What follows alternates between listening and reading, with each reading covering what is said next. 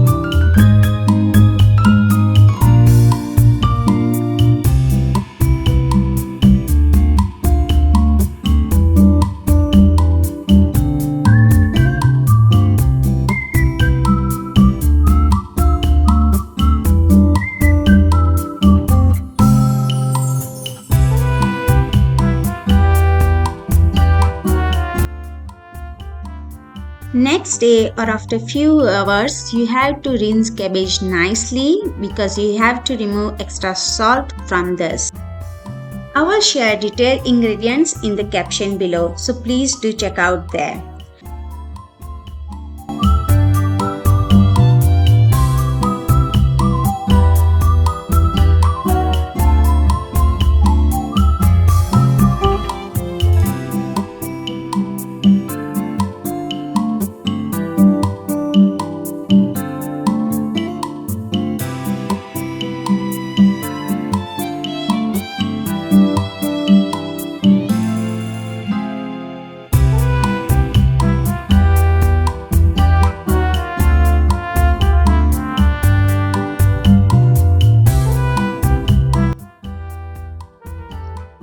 Now we have to make masala.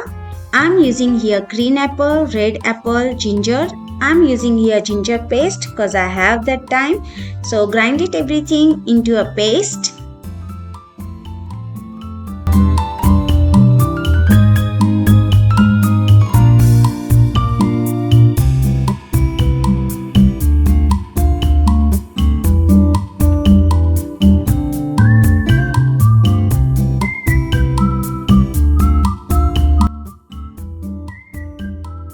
On other side, boil water, add rice flour and make rice slurry.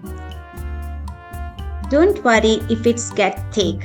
Now let's make all masala.